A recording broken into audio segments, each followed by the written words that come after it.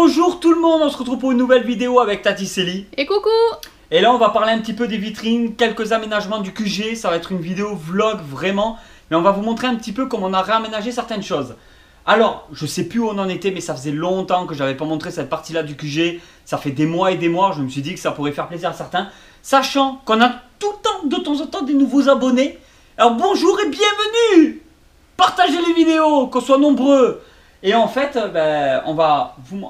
Ah oui, on vous a pas montré ça. Le hamac. Celui-là, donc un nouvel hamac. Celui-là, il est blanc au lieu d'être noir. Et on met toutes les peluches dedans. Et voilà, et ça fait plaisir. C'est marrant, j'adore le style que ça donne de se retrouver avec des trucs en hauteur. Des hamacs comme ça en hauteur. Le Black Adam. Alors, je vais prendre un petit peu la caméra pour vous montrer. Alors, juste là. Il y a Tati Célie avec nous, hein, même si de temps en temps elle parle pas beaucoup, mais elle est là. Mais je suis là. Alors, le Black Adam, juste ici. On l'a mis là parce que c'est un petit peu une vitrine univers, même beaucoup, hein, pas qu'un petit peu. C'est une vitrine DC Comics. Hein. Ensuite, juste là, alors, je vais vous montrer un petit peu les Head Knuckers. Hein. Moi, je continue petit à petit à collection, mais vraiment petit à petit, genre une tous les 4-5 mois. Mais voilà, il y en a qui arrivent, qui rentrent, j'en ai à côté aussi, je vous montrerai. Et en attendant, je l'avais dit que je le mettrais en vitrine, hein, le Alien. Ah, je vais vous la sortir celle-là. Ça, c'est une Q-Fig, si je dis pas de bêtises. Ouais, c'est ça, un xénomorphe, donc Q-Fig. Et je le trouvais vraiment génial. Et ça, c'est un cadeau de Tony. Voilà, le pote qui participe beaucoup. L'air de rien, sur les vidéos de la chaîne, il y a des séries... de vidéos avec lui sur la chaîne YouTube et où il vous montre des objets de sa collection. Si vous n'avez vraiment pas vu encore ces vidéos là, je vous conseille d'aller les voir. Il y a la saison 1, il y a la saison 2 maintenant où il montre des objets de sa collection. Ensuite, juste là, j'ai mis tout en haut, tout seul, bien en avant, le Van Damme. Et un jour, idéalement, j'aimerais mettre à côté un Bruce Lee, toujours de Diamond Select. Je trouve que le rapport qualité-prix, il est vraiment dingue. Ah, il est vraiment beau. Il a une tête. Après, le visage, il est très bien fait. Moi, j'aime beaucoup. Ah ouais, il est chouette. Hein, oui. Celui-là, vraiment beau. Bon, bah, tout le monde commence à le connaître, le Abe. Juste là. Après, bon, bah, il y a du Godzilla, du Kaiju, des choses comme ça. Et en bas, je vais le remontrer parce que c'est vrai qu'il y a des gens qui ne savent pas encore, qui ne regardent pas non plus toutes les vidéos de la chaîne YouTube, même si on l'avait déjà présenté. C'est un Robocop de chez Sideshow qui est en résine articulée. Le truc ultra rare parce qu'en fait, normalement, les statues résine, c'est pas articulé. Donc c'est un truc un peu bâtard, genre c'est du 1/4. C'est de la statue normalement parce que c'est en résine, mais le fait que ça soit articulé, on peut pas trop dire que c'est de la statue, mais plus de la figurine. Mais de la figurine en résine, c'est voilà, c'est un peu un truc un peu parce que du coup on peut tourner un petit peu la tête. Il y a les mains, voilà là, ici on peut tourner les mains, on peut tourner voilà les bras. Il y a cette partie là, juste là. Elle est vraiment beau. Celui-là, une très très très belle pièce de la collection. Donc juste ici, les retours à le futur. Je crois que ça par contre, j'ai déjà dû vous le montrer aussi. Mais ça remonte à pas mal de temps. Où on a mis donc la DeLorean de chez Revell. Qui est une DeLorean, c'est du puzzle 3D. Alors là, franchement, si on le dit pas, on fait pas vraiment attention. Et elle est super. Ça passe très bien en fait hein, avec les figurines. Hein. Ah ouais, elle est super belle, hein, celle-là. Et là, une autre DeLorean, mais beaucoup plus petite et en métal, celle-là. Qu'est-ce que je voulais vous montrer? Là, tout en haut, regardez le hamac, comment ça donne. Juste au niveau de la poutre. Bon, il y a un éclairage. Le deuxième hamac, juste là. Voilà. Et en fait, tout en haut ici, on a mis les missions Fleet beaucoup plus loin au fond.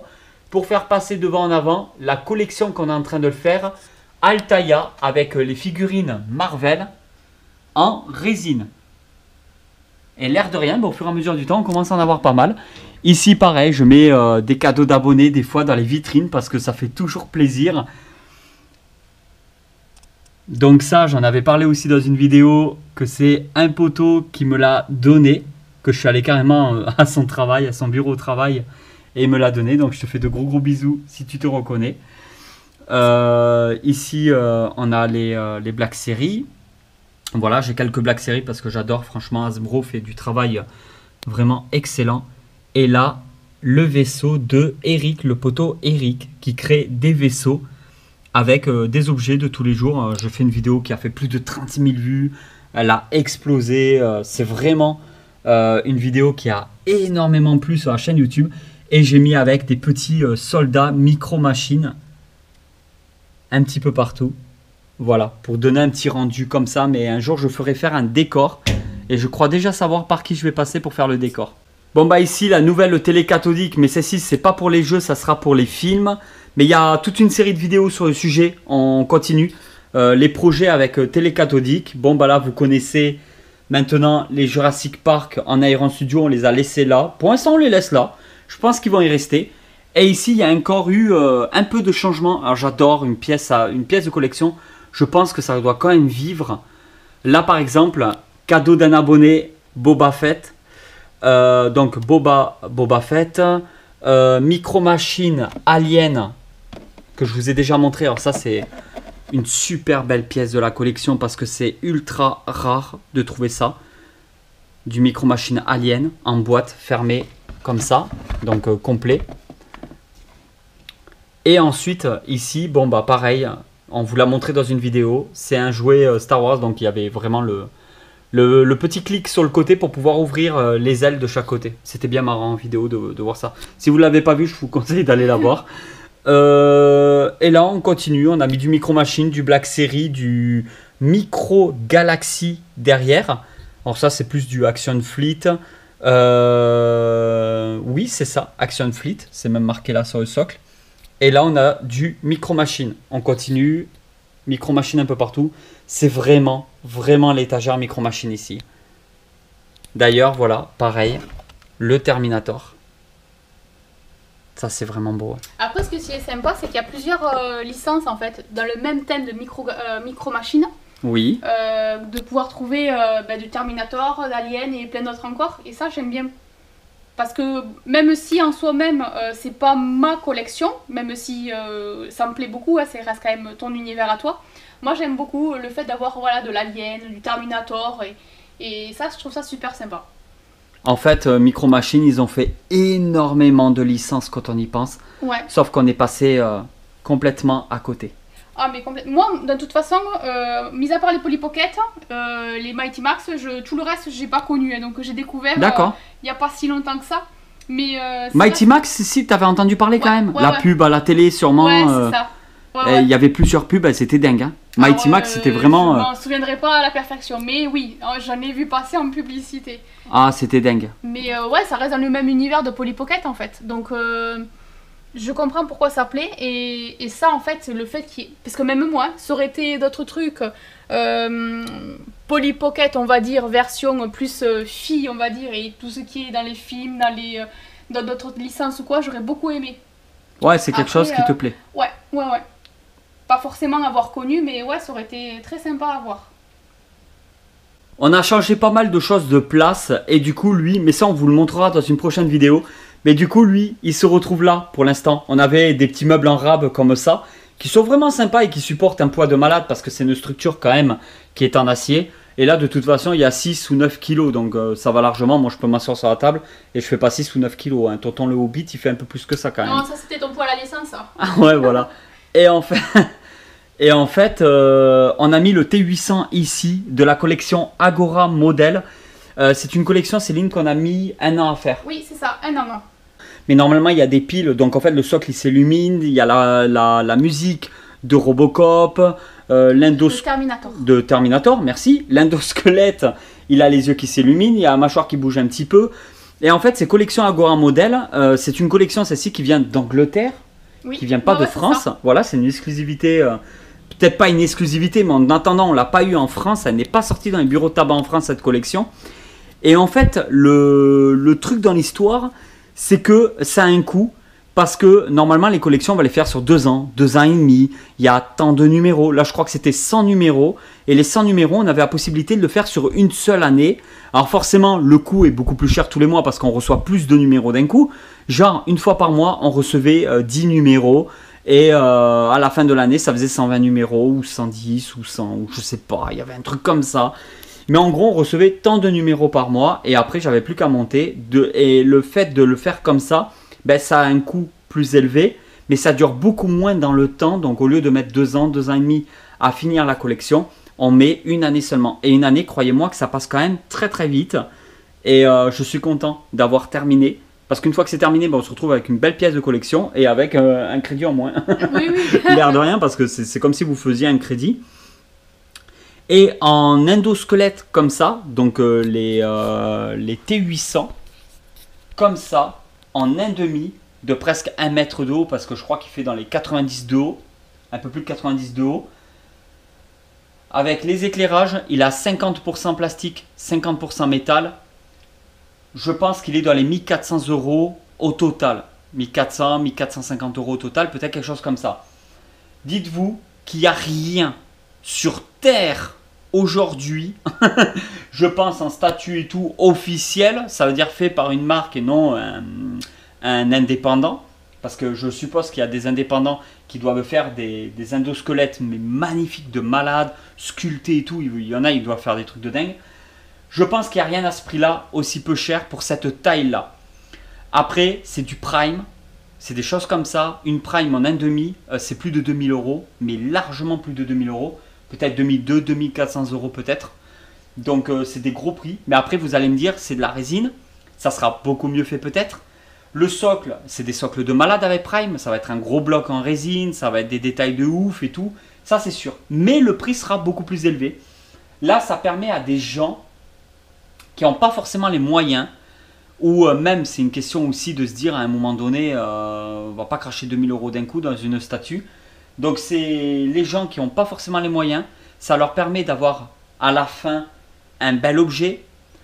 Ça leur permet de ne pas cracher 2000, 2200 €, 2400 € d'un coup, mais d'échelonner tous les mois en fabriquant en même temps leur objet, parce qu'ils le fabriquent eux-mêmes. Donc je trouve qu'il y a quand même des gros points positifs. Il y a des points négatifs, des points positifs, c'est sûr. Ça a un coût, mais à la fin on a quand même quelque chose de vraiment pas mal. Moi j'aime beaucoup cet endosquelette. Il y a une vidéo très détaillée sur le sujet, une ancienne vidéo de la chaîne YouTube, mais vraiment très détaillée où on a fait quand même une assez bonne qualité et où on teste la télécommande, où on teste l'endosquelette. Bon là les piles soit elles sont mortes, soit il n'y en a plus parce que je les ai utilisées pour autre chose, des télécommandes, etc. Donc là on va pas pouvoir vous montrer, mais voilà. Et en attendant on l'a mis là parce que derrière il y a la pièce secrète, donc les toilettes. Pour l'instant c'est marqué toilettes, mais il va y avoir tout un truc dedans. Sauf qu'il va falloir être très patient. Je ne sais pas si ça va se faire cette année. Il va falloir attendre un petit peu. On a le projet du coin rétro gaming aussi qu'on veut faire, qu'on veut mettre en place. En fait, il y a des choses qu'on veut faire dans le QG, mais qui ne font pas forcément partie de la collection. On ne veut pas se mettre à collectionner du rétro gaming. On ne veut pas se mettre vraiment à fond là-dedans, mais avoir 2-3 télé cathodiques et jouer à des anciens jeux, c'est vraiment quelque chose qui nous tient à cœur et qu'on aimerait mettre en place dans le QG pour jouer avec les potes, avec les abonnés, avec les invités, avec la famille, etc. Donc je trouve que c'est un très bon point.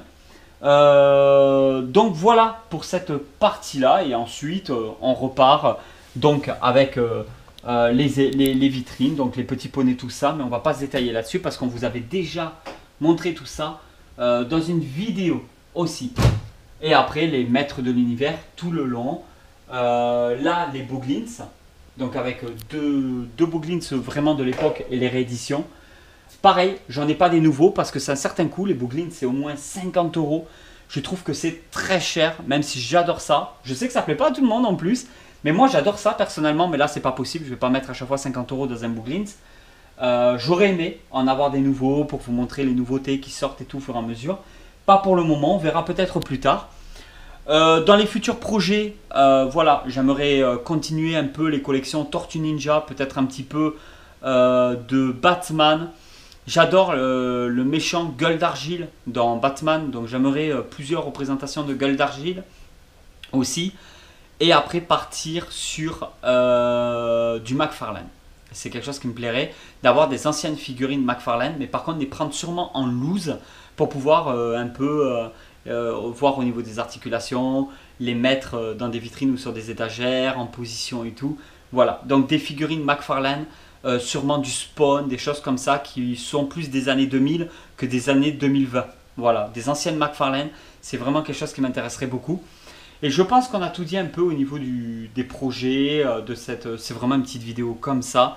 Toujours pareil sur cette chaîne YouTube, je ne sais pas si vous avez remarqué, on essaie d'échelonner les vidéos d'une manière assez intelligente pour pas vous montrer toujours les mêmes choses. Ça veut dire qu'on va vous montrer des parties du QG, on va vous faire des vidéos en boutique. D'ailleurs, il faut qu'on en tourne des nouvelles parce qu'il y a des trucs de dingue qui sortent au fur et à mesure du temps. Donc il faut des nouvelles vidéos, des nouvelles séries de vidéos dans des magasins parce que là, ça fait pas mal de temps, il va falloir qu'on en refasse des nouvelles. Ensuite, il y a maintenant des vidéos chez les gens par rapport à leur collection, tout ça. Il y a des vidéos où on invite des gens qui montrent aussi des objets de leur collection, comme la série de vidéos, les séries de vidéos avec Tony. Donc c'est vrai qu'au fur et à mesure, comme ça, on va inviter du monde, on va aller voir du monde, on va commencer à bouger de plus en plus, on va vous proposer de plus en plus de vidéos, on continue de la diversité. Après, on insiste un petit peu là-dessus et tout, mais c'est vrai que bon, YouTube ne nous met pas en avant, vous savez la chanson. Donc le mieux, c'est de partager les vidéos. Franchement, les likes, je crois pas que ça fait vraiment quelque chose à part faire plaisir à ceux qui ont créé la vidéo, les vidéastes, tout ça. Je pense pas qu'après les likes servent à quelque chose pour le référencement, pour être mis en avant. Je crois que c'est fini depuis des années maintenant. Je pense que le meilleur moyen aujourd'hui de soutenir, que ce soit moi ou d'autres chaînes YouTube, le meilleur moyen, c'est de faire parler. Il faut que ça fasse parler, il faut que les gens puissent parler de nous. Et là, il y a plusieurs possibilités. C'est comme dans une salle de classe, on se rappelle des enfoirés, on se rappelle des intellos. Mais on ne se rappelle pas des gens qu'il y a au fond de la classe et qui ne parlent pas beaucoup. Ça, c'est sûr. Nous, on a pris parti de se faire assez discret, de ne pas faire de putaclic, de ne pas faire de vidéos coup de gueule. On veut rester pourtant, et il y a des sujets, il y a des trucs que je voulais faire, que j'étais à deux doigts de prendre la caméra. Donc on ne veut pas se lancer dans ce genre de vidéo-là. On ne veut surtout pas de ça sur la chaîne YouTube. On veut que du positif, que de la bienveillance, que de la bellicitude et de la joyeuserie. Mais forcément, derrière, ça double tranchant. C'est-à-dire ça va faire moins parler. Les gens vont avoir moins tendance à venir nous voir. Voilà, il y a plein de choses qui sont comme ça forcément. Mais on veut rester avec cet esprit-là, même si ça va prendre plus de temps. Parlez autour de vous, ouais, est-ce que tu connais Tonton Geek, Tati Célie, font des vidéos, ils ont une collection, tout ça. Je pense que ça pourrait intéresser certaines personnes parce qu'en plus on touche à tout, au niveau des figurines, au niveau des statues, au niveau des jouets, au niveau des magasins, autant du vintage, de ce qui sort maintenant, on est quand même très diversifié et je pense que c'est du contenu qui peut plaire à certains d'entre vous. Voilà. Et on vous dit à très vite pour une nouvelle vidéo, il y a tous les liens dans la description. Mais rien de plus à dire, si vous lisez un peu dans la description, vous avez du Facebook, Instagram, TikTok, vous avez le groupe Facebook pour présenter vos objets de collection, vous avez un lien Rakuten si vous voulez vous faire plaisir avec un super code promo, voilà, vous avez tout ce que vous voulez dans la description de la vidéo, mais s'il vous plaît, partagez les vidéos, je pense que c'est vraiment le top pour augmenter cette communauté au fur et à mesure du temps et qu'on soit de plus en plus nombreux et qu'on continue d'avancer avec cette grosse motivation, parce que franchement, il n'y a pas mieux pour se motiver que de prendre des abonnés, que de voir des gens super contents, que de voir des commentaires. Je pense qu'on aurait déjà arrêté depuis longtemps s'il n'y avait pas eu ce côté-là, quoi, qui nous booste à fond. Et tu as quelque chose à dire peut-être? Non, non, mais c'est très bien. En fait, c'est vrai que quand on voit les retours, quand on lit les commentaires, quand on se retrouve dans le chat, quand la vidéo est en première, quand ça fait super plaisir. Et c'est ça, en fait, qui nous renforce encore de continuer et d'avancer dans cette aventure avec vous, en fait. Ah, mais clairement. Qu'est-ce que je fais à mes oreilles? Je sais pas. Voilà tout le monde. Allez, ciao. Ciao.